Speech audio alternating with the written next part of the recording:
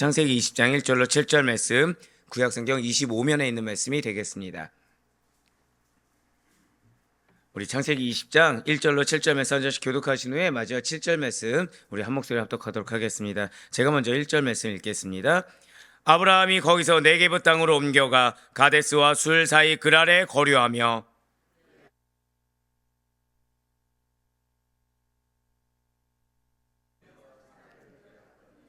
그 밤에 하나님이 아비멜렉에게 현명하시고 그에게 이르시되 내가 데려간 이 여인으로 말미암아 내가 죽으리니 그는 남편이 있는 여자임이라.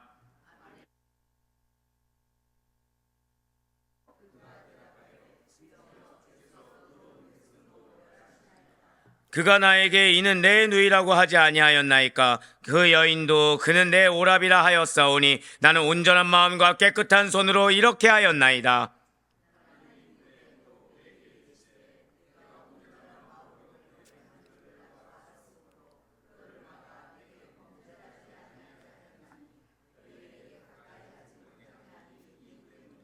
함께요.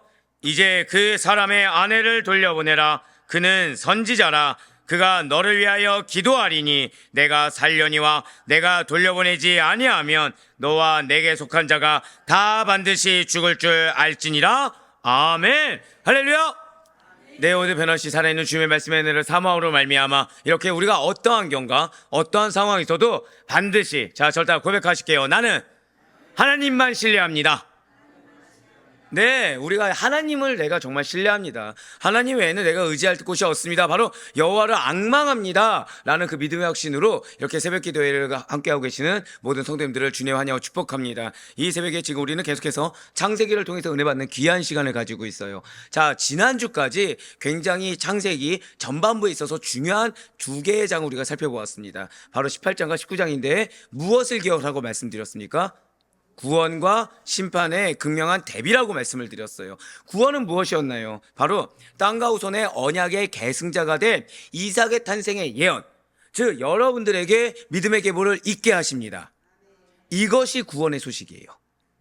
내 자녀가, 내 가족 구성원이 믿음이 연약할 수 있습니다. 그렇지만 중요한 거는 하나님께서 약속을 주신다면 절대 한번 더 고백하실게요. 나의 기도를 통해. 예, 맞습니다. 오늘 메시지가 바로 그거예요.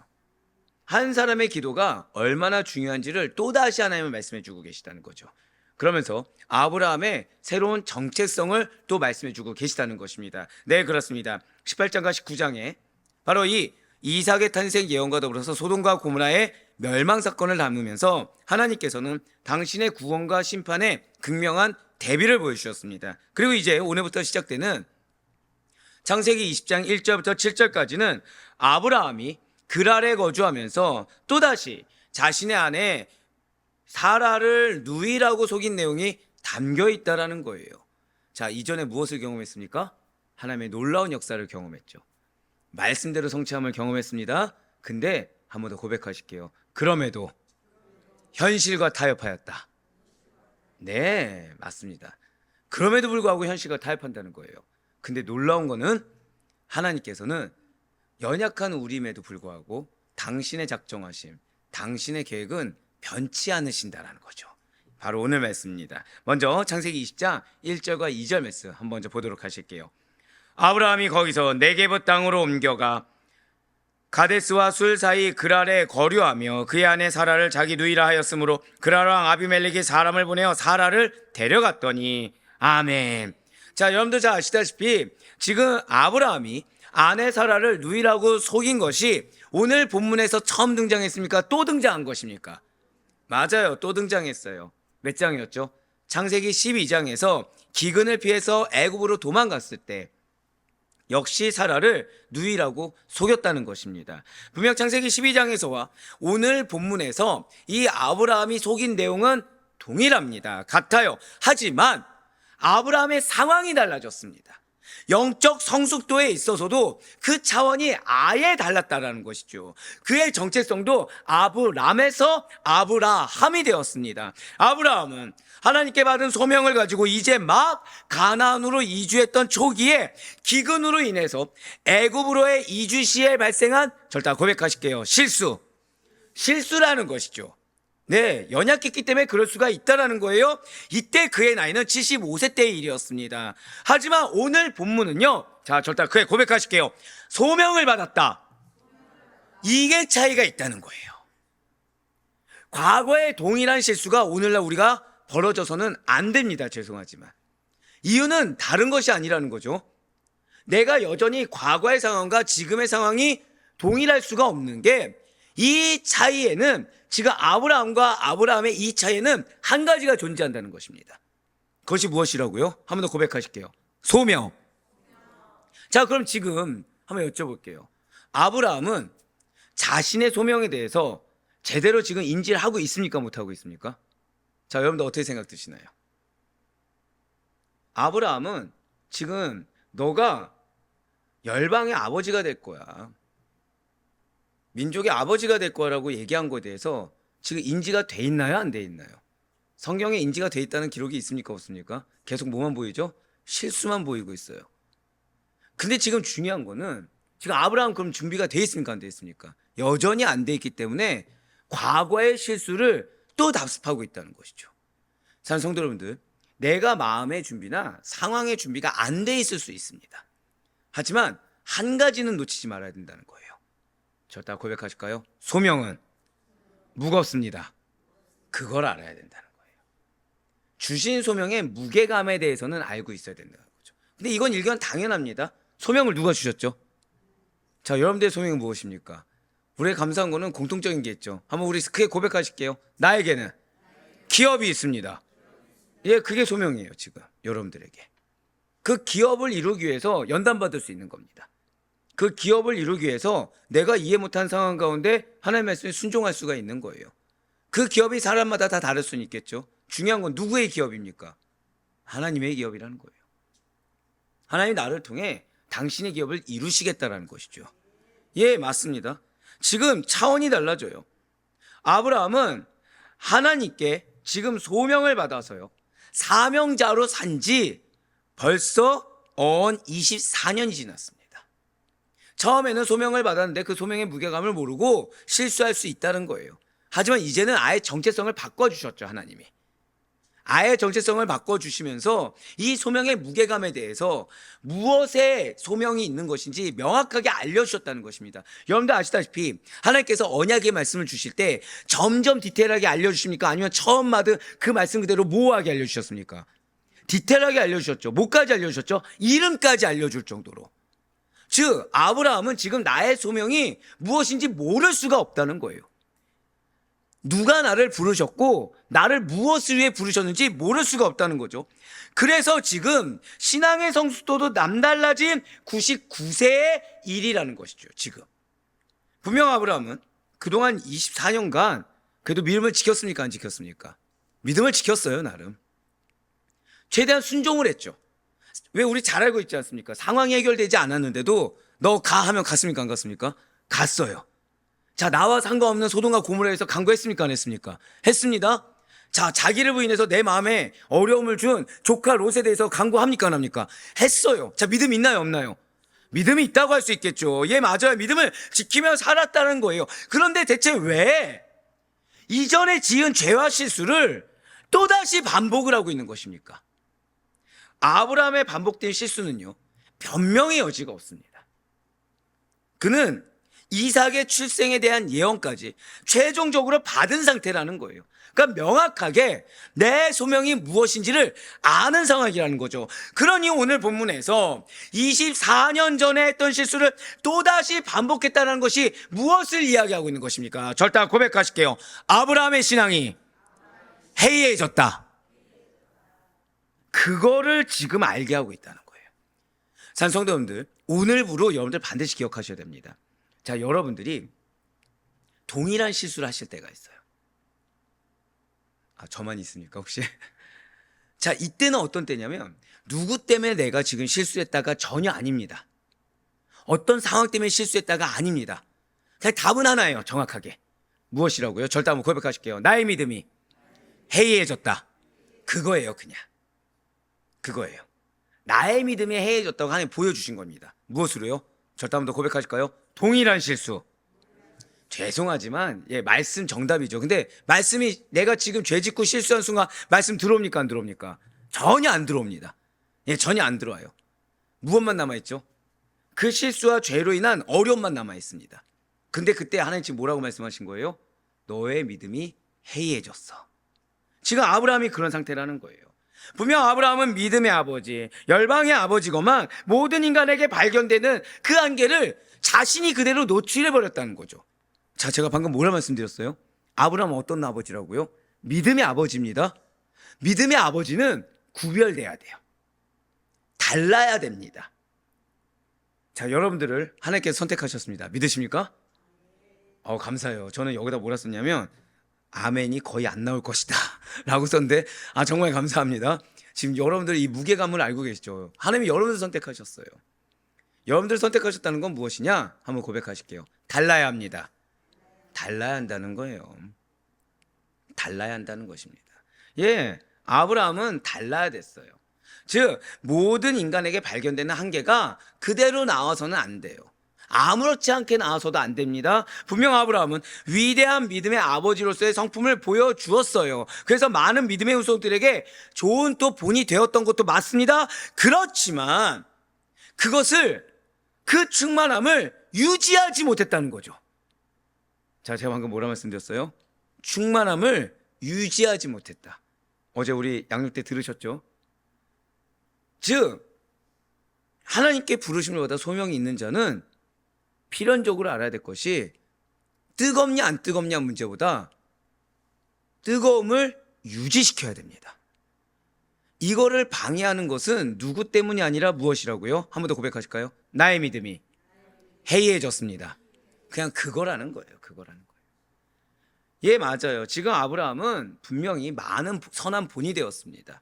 그렇지만 아내를 누이로 속여 생명의 위험에 또다시 노출되게 하고 수치스러운 유약한 모습을 감추지 못한 채 그대로 드러내 보여주었다는 거예요. 무엇입니까? 현재 아브라함은 인간의 양명성에 대해서 부정할 수가 없게 스스로 만들어버렸다는 거죠. 하나님을 증명해야 되는데 무엇을 증명했다고요? 인간의 양명성에 대해서 스스로가 증명해버렸다는 것입니다. 무엇입니까? 선과 악입니다.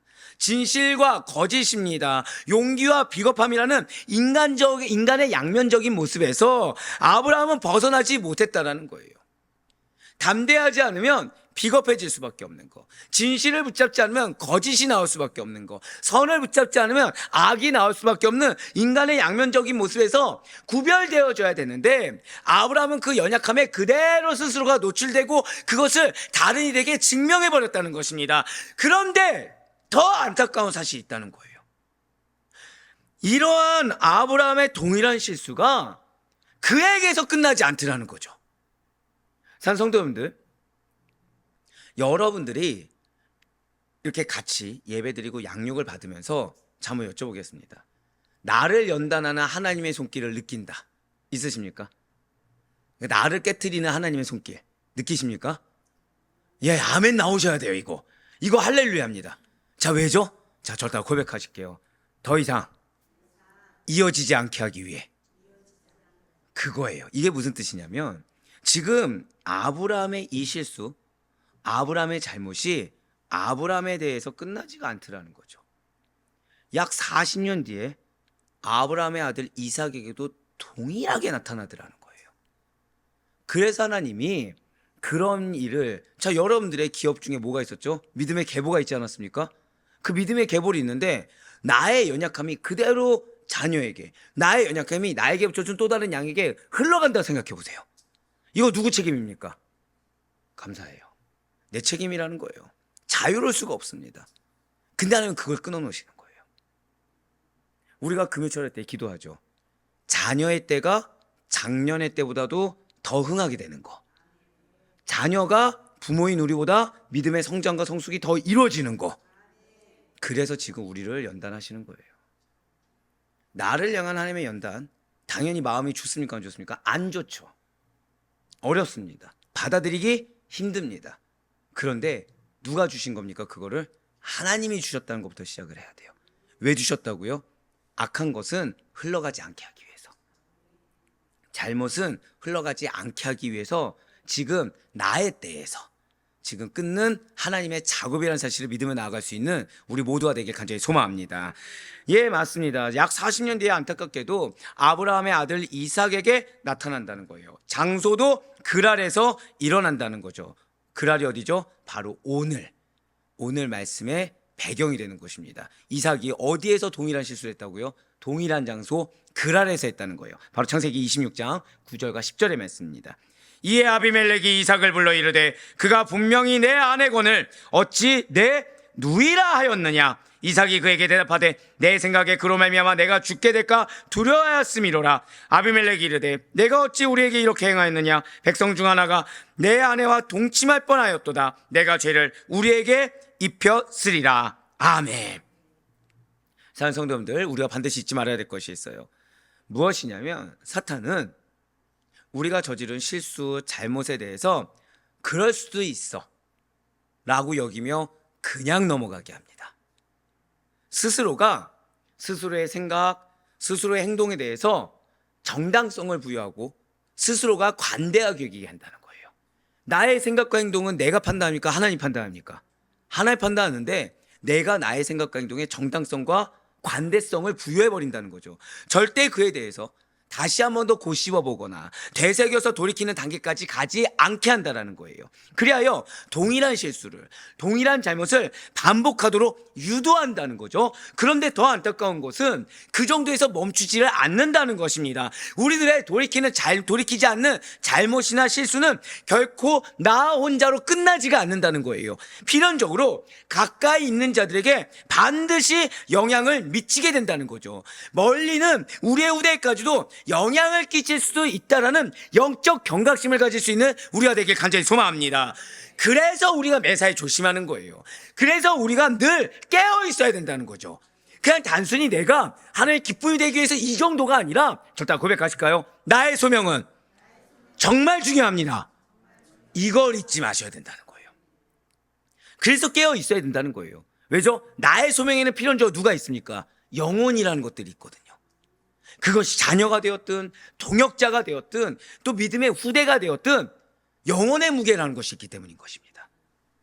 선줄로 생각해서는 안 돼요. 늘 항상 고람돼요. 하나님 앞에서 겸손하게 행해야 하는 저와 여러분이 되어야 된다는 사실을 절대 잊지 마시기 바라겠습니다. 이어서 창세기 20장 3절에서 5절까지의 말씀을 통해 자 이제 아비멜렉은 심판 경고에 대해서 변론한다는 거예요. 사랑하는 성도님들, 이 부분 보기 전에 여러분들 생각했을 때 자 아비멜렉 억울합니까? 안 억울합니까? 그게 인본주의라는 거예요. 자, 오늘 말씀을 통해 깨달으시길 바라요. 자, 창세기 20장 3절에서 5절까지 말씀입니다. 그 밤에 하나님이 아비멜렉에게 현몽하시고 그에게 이르시되 내가 데려간 이 여인으로 말미암아 내가 죽으리니 그는 남편이 있는 여자임이라. 아비멜렉이 그 여인을 가까이 하지 아니하였으므로 그가 대답하되 주여 주께서 의로운 백성도 멸하시나이까. 그가 나에게 이는 내 누이라고 하지 아니하였나이까. 그 여인도 그는 내 오랍이라 하였사오니 나는 온전한 마음과 깨끗한 손으로 이렇게 하였나이다. 아멘. 자, 지금 상황은 어떤 상황입니까? 아브라함의 거짓말로 인해서 사라가, 자 이거 명확히 하셔야 돼요. 아비멜렉의 아내입니까? 첩이 되는 것입니까? 첩이 되는 상황이에요. 그래서 정절을 잃을 상황이 주어졌다는 거죠. 자, 지금 상황이 어떤 상황이라고요? 그냥 아비멜렉이 아내를 맞이하는 것이 아니라 명확히 하셔야 됩니다. 첩이 되어서 정절을 잃을 상황이 주어졌다는 거예요. 그러자 하나님께서는 즉각적으로 개입하신 것입니다. 아비멜렉이 사라를 범하는 것을 막으셨다는 거죠. 자, 여기서부터 우리가 시작을 해야 돼요. 자, 사는 성도 여러분들, 만일 하나님께서 이 사건에 개입하지 않으시는 겁니다. 그래서 아비멜렉이 사라를 범하도록 방치해 두셨다면 어떻게 되었겠습니까? 자, 지금 이삭이 나왔나요, 안 나왔나요? 이삭이 안 나왔죠. 구속사적으로 먼저 생각을 해야 됩니다. 여러분들의 환경 가운데 놓인 상황을 바르게 보려면 지엽적으로 눈앞에 있는 상황, 내 판단, 내가 받은 리스크, 감정, 여기서 해석하면 안 되고 저도 한 번 더 고백하실게요. 나에게는 소명이 있습니다. 나에게는 기업이 있습니다. 여기서부터 시작하셔야 된다는 거예요. 우리가 이 아비멜렉이 억울할 수도 있다라고 여기는 이유 중에 가장 큰 거는 뭐냐면 지금 사라는 아브라함은 소명이 있다는 거예요. 명확한 소명이 있죠. 무엇이죠? 누굴 낳아야 됩니까? 이삭을 낳아야 되는 상황이에요. 아직 이삭 나오지 않았습니다. 지금 위험한 상황인가요? 아니면 그럴 수도 있는 상황인가요? 굉장히 위험한 상황인 거죠. 아브라함 자손을 통해서, 정확히 이삭을 통해서 인류 구속을 이루어가고자 하신 하나님의 계획이 수포로 돌아가는 것은 물론이요, 아브라함 또한 자신의 거짓말로 인해서, 근데 누구 원망하면서 살겠습니까? 사라 원망하면서 사는 거예요. 자신이 거짓말로 팔아넘겼다는 건 생각하지 않고 사라가 정절 이룬 순간부터 뭐가 되는 겁니까? 더 이상 내 아내로서의 순결이 유지가 안 되는 거죠. 즉 아브라함 또한 믿음의 조상이 되지 못하고 비극적인 운명을 맞이하게 된다는 거예요. 무엇이요? 나의 거짓말이, 무엇이요? 나의 탐심이, 나의 욕심이 하나님의 구속사를 막아버린다는 거죠. 그렇습니다. 성도가 비록 하나님의 선택과 부르심을 받았다고 할지라도 이 성도의 구원을 이루시려는, 이 성도에게 주신, 여러분들에게 주신 소명과 기업을 이루시려는 하나님의 강권적인 섭리와 하나님의 보호하심 없이는 그 구원을 온전히 이룰 수도 없고 소명을, 기업을 달성할 수도 없다는 사실을 바로 오늘 지금 본문 3절로 5절이 증명해 주고 있다는 거예요. 바로 이거예요. 인간은 언제나 넘어지고 항상 실패할 수밖에 없습니다. 그럼에도 불구하고 우리가 끝내 멸망하지 않고 구원을 온전히 이룰 수 있는 것, 감히 하나님 나라의 일을 내가 숟가락이라도 얹어서 그 기업을 달성할 수 있는 것은 택한 백성을 구원하시려는, 그 택한 백성을 통해 역사하시려는 하나님의 강권적인 섭리와 보호하심의 결과란 사실을 절대 잊지 마시길 바라겠습니다. 그래서 우리에게 놓인 상황을 먼저 하나님의 섭리 가운데서 이해해야 된다는 거예요. 제가 얼마나 소름 돋았겠습니까? 우리 지난주 수요일에 뭐 들었죠? 섭리. 여러분들이 갖고 있는 섭리의 개념에 대해서 하나님은 더 이상 지엽적으로 바라보는 것이 아니라 우리 목사님 통해서 정말 제대로 폭넓게, 절대 고백하실까요? 받아들이라. 받아들이길 원하시고 계시다는 거예요. 은혜입니다, 이것이.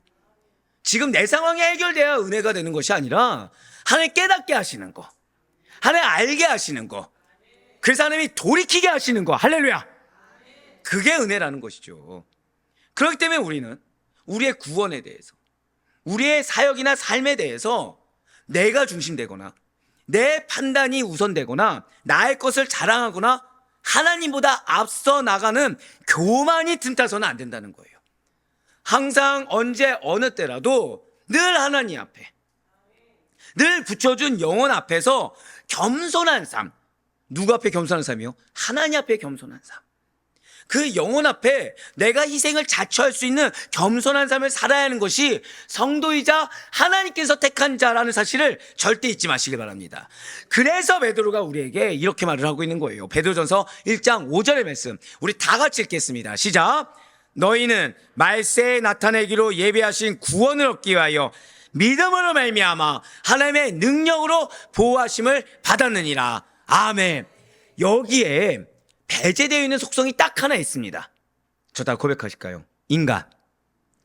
인간적인 속성이 하나도 들어가 있지 않아요. 이 붉은색에. 자, 믿음도 뭘로 주셨다는 거예요? 결국 하나님의 은혜의 선물로 주신 것입니다. 자, 무엇으로 보호받아요? 내가 생각하고 내가 가진 걸로 보호받는 것이 아니라 하나님의 능력으로 보호하심을 받는다는 거죠. 그러니까 내가 원하는 거대로 내가 보호하심 받을 수 있습니까? 없습니까? 있을 수도 있고 없을 수도 있지만 그것은 굉장히 제한적이라는 거죠. 좀 더 쉽게 말씀드릴까요? 하나님 당신의 마음대로, 당신의 뜻대로 보호하신다는 거예요. 내 방향과 내 생각과 다를 수 있다는 거죠. 오늘 상황은 지금 비단 아브라함만의 문제가 아닙니다. 지금 아브라함은 이러한 하나님의 도우심을 깨닫지 못하고 두려움에 휩싸여서 거짓말을 한 것과 같이 지금 아비멜렉 역시도, 자 이제 잘 들으시면 돼요. 아비멜렉 역시도 하나님이 기준이 아닙니다. 세상적인 윤리, 세상적인 가치관, 인간적인 기준에 빗대어서 나는 지금 아무 문제가 없고 피해자라고 여기고 있다는 거예요. 즉 사라를 취하는 것 자체는 이상할 것이 없다라고 생각하면서 지금 나는 억울한 일을 당하고 있다. 내가 지금 피해자라고 아비멜렉은 주장하고 있다는 거죠. 하지만 아무리 스스로의 논리와 답이 옳다고 여겨져도 결국 자 절단 그게 고백하실까요? 하나님 중심. 하나님 중심이 아니라 나와 세상이 중심된 윤리나 정답이라는 것은 결코 완전할 수가 없다라는 거예요. 자, 오늘 보면 4절 말씀을 다시 한번 더 보시길 바랍니다. 아비멜렉이 그 여인을 가까이 하지 아니하였으므로 그가 대답하되 주여 주께서 자 어떤 백성도 멸하시나이까? 누가 얘기하고 있어요 이거? 아브라함이 아니라 아비멜렉이 스스로 뭐라고 하고 있습니까? 의로운 백성도 멸하시나이까? 지금 아비멜렉은요 사라의 일로 인해서 꿈에 하늘부터 죽음의 경고를 들었습니다. 그러니 지금 붉은색으로 뭐라 항변합니까? 주께서 의로운 자를 멸하는 것이 합당합니까? 합당하지 않지 않습니까? 난 지금 억울합니다 라고 항변하고 있다는 거예요. 실제 이거를 원어로 보잖아요. 아비멜렉의 지금 상태는 절대 고백하실게요. 피해의식에 사로잡혀 있다는 거예요. 지금 아비멜렉이 지금 이 말씀처럼 스스로를 의로운 백성, 의로운 자라고 항변하는 것이 자 5절 말씀 한번 보도록 하실게요. 붉은색으로 표현된 부분 뭐라고 나와있죠? 나는 온전한 마음과 깨끗한 손으로 이렇게 하였나이다 라고 생각했기 때문이라는 거예요. 자 지금 4절에 내가 지금 의로운 백성이다, 피해의식에 가득 차서 내가 지금 억울하다, 피해자다라고 항변한 이유가 무엇이라고요? 지금 5절에 보는 것처럼 그 스스로가 나는 지금 온전한 마음이라는 거예요. 나는 지금 깨끗한 손으로 사라를 취하려고 했다고 생각했기 때문이라는 거죠. 사실 맞아요.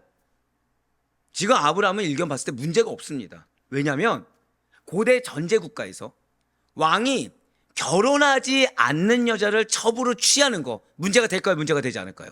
문제가 되지 않습니다. 왕이 결혼하지 않는 여자를 첩으로 취하는 것을 고대 전제국가에서는 아무런 문제가 되지 않는다는 거예요. 그런 의미에서 아비멜렉은 지금 사라가 자신을 뭐라 소개했습니까? 아브라함의 누이라고 소개했습니다. 그러니까 그것을 첩으로 취하는 거. 왜 결혼을 안 한 거잖아요. 누이니까. 결혼하지 않은 사라를 내가 첩으로 취하는 것은 정당했다라고 주장할 수도 있다라는 거예요. 하지만 지금 아비멜렉은 일부 일처입니까? 일부 다처입니까? 이거로 시작을 하셔야 된다는 거예요. 하나님께서 정하신 법칙은 무엇이죠? 일부 일처죠. 아까 제가 뭐라 말씀드렸습니까? 자, 문제나 상황이 있을 때 제일 먼저 시작해야 될 것은 소명. 두 번째는 무엇이죠? 하나님께서 정하신 법칙. 다 고백하실까요? 소명과 말씀. 이 말씀 무엇이라고요? 한 번 더 고백하실게요. 하나님께서 정하신 법칙. 거기서 해석을 하셔야 된다는 거예요. 그렇지 않으면 우리는 나도 모르는 사이에 내 눈앞에 놓인 현실과 문제 앞에 아비멜렉과 같은 항변을 얼마든지 할 수 있다는 거죠. 아비멜렉의 마음처럼 피해의식에 가득 찰 수가 있다는 것입니다.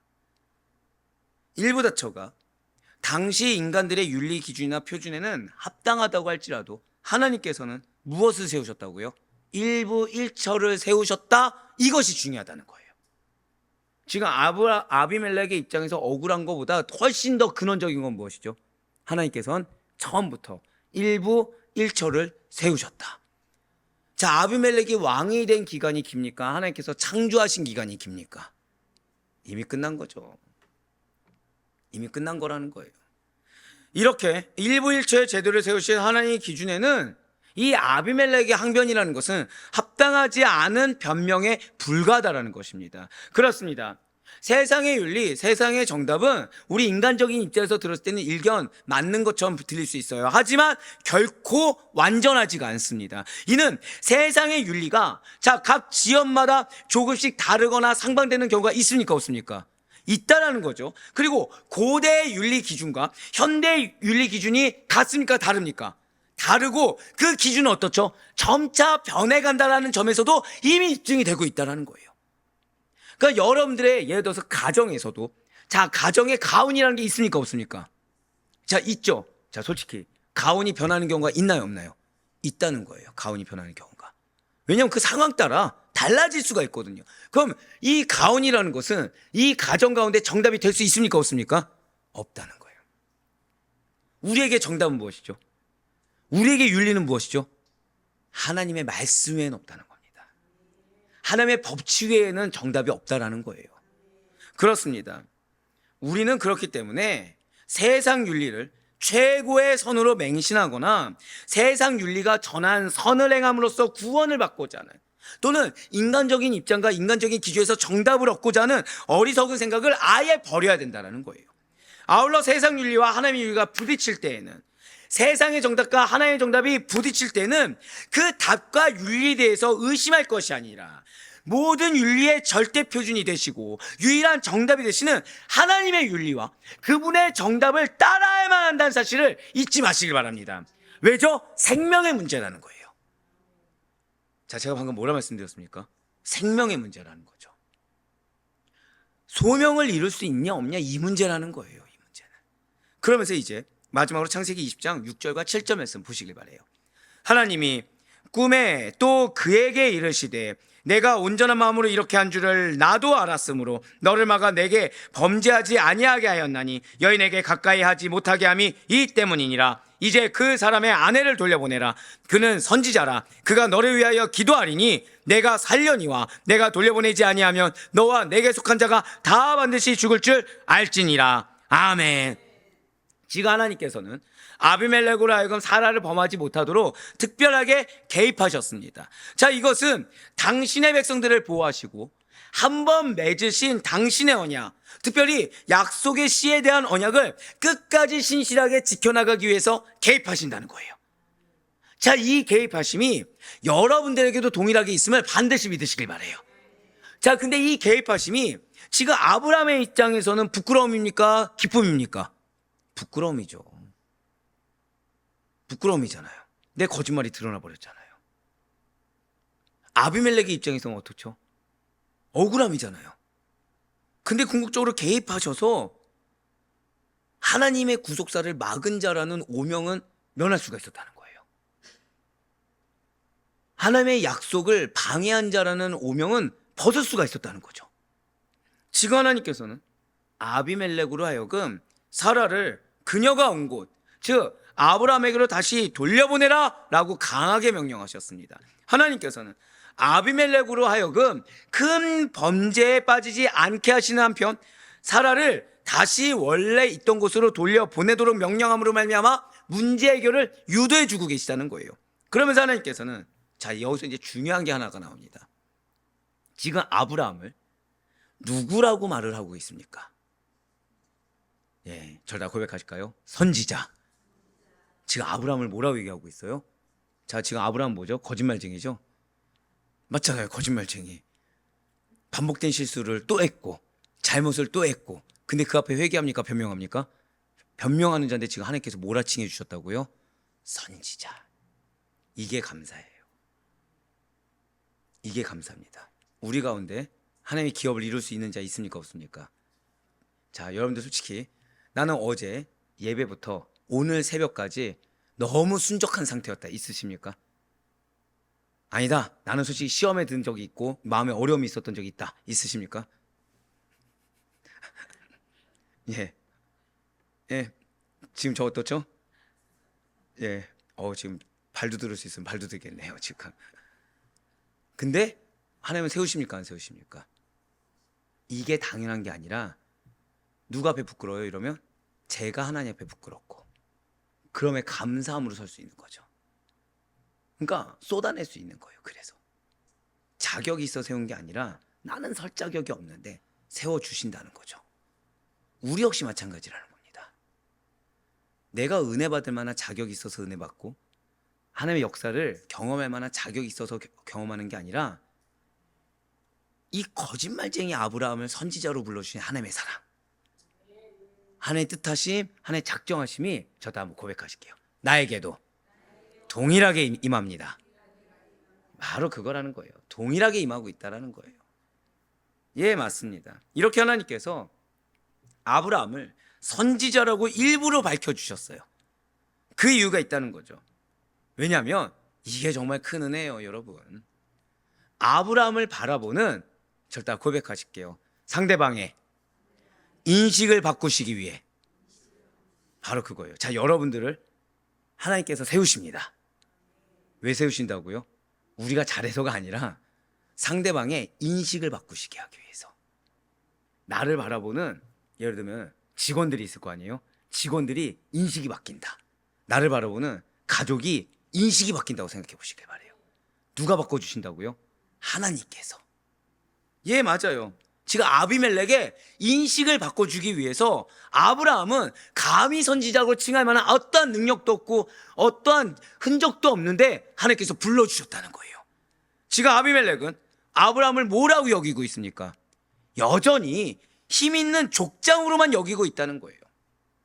그 때문에 동맹관계를 취하기 위해서 너무 당연하게 사라를 가지려고 했다는 거죠. 그런데 하나님께서는 아브라함을 선지자로 소개해 주셨습니다. 그러므로 아브라함은 오히려 아비멜렉과 동등한 족장의 위치가 아니라 높은 위치, 아비멜렉보다 훨씬 높은 위치에 있는 선지자다 라는 것을 하나님께서 친히 알려주셨다는 거예요.